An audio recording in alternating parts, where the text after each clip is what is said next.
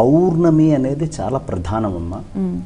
ఈ పౌర్ణమి యొక్క ప్రత్యేకత ఏమిటి ప్రప్రథమంగా అంటే హయగ్రీవ జయంతి. ఇందాక వారు చెప్పినట్టు హయగ్రీవ జయంతే కాకుండా ఈ పౌర్ణమి నాడు దాదాపు యజ్ఞోపవీతాన్ని మార్చుకుంటారు. ఈ వేదాలన్నీ ఇవ్వడం ఒక సంకేతం అయితే, ఆ సాక్షాత్తు వేదాన్ని పొందేటటువంటి అర్హతనిచ్చి ఉపనయనము అని చేస్తారు ఆ గాయత్రిని పొందడానికి.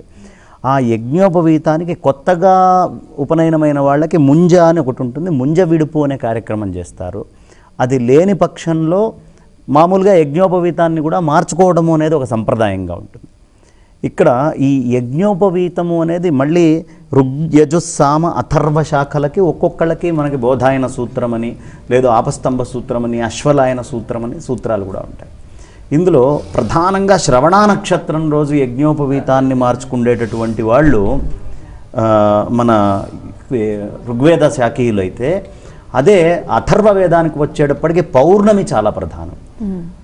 మళ్ళీ యజుర్వేదానికి వచ్చేటప్పటికి పౌర్ణమి చాలా ప్రధానం.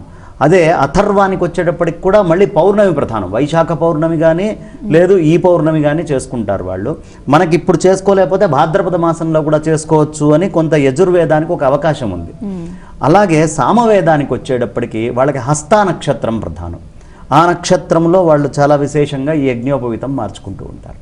దీన్ని మార్చుకోవడం ఏమిటి అంటే, ఇప్పటిదాకా వాళ్ళు మంత్రానుష్ఠానాలన్నీ ఏవేవైతే చేసి ఒక యజ్ఞోపవీతంలో బలం పెట్టుకున్నారో, కొత్త యజ్ఞోపవీతంలోకి అది అనాయాసంగా చేరుతుందట. ఆ జీర్ణమయ్యేటటువంటి యజ్ఞోపవీతం నుంచి కొత్త యజ్ఞోపవీతంలోకి చాలా అనాయాసంగా వెళ్ళిపోతుంది ఈ సమయంలో చేసేటటువంటి అనుష్ఠానం. కాబట్టి రక్ష అనేటటువంటిది చాలా ప్రధానం. అలాగే మనకి ఈ చక్కటి ఇంకొక సంస్కృతి ఏమిటయ్యా అంటే రాఖీ పౌర్ణమి, రాఖీ పండగ అని మనం అందరం అంటాం.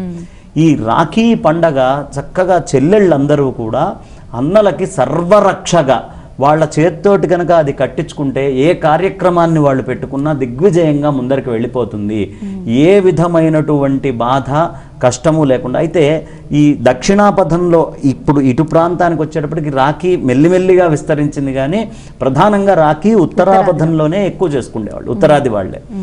ఈ రాఖీ అనేది ఆచరించుకోవడానికి పూర్వము ఇలా కష్టం వచ్చినప్పుడు రక్షాబంధనాదులు కట్టడము అనేది ఒక సంప్రదాయంగా మనకి మొదటి నుంచి ఉండేది. అంతెందుకు, అసలు మనకి ఈ వ్రతాలన్నిటి దగ్గర నుంచి శ్రావణ మాసంలో కట్టుకుండేటటువంటి రక్షాబంధాలు నాకు తెలిసి ఇంకొక మాసంలో ఉండుండవు.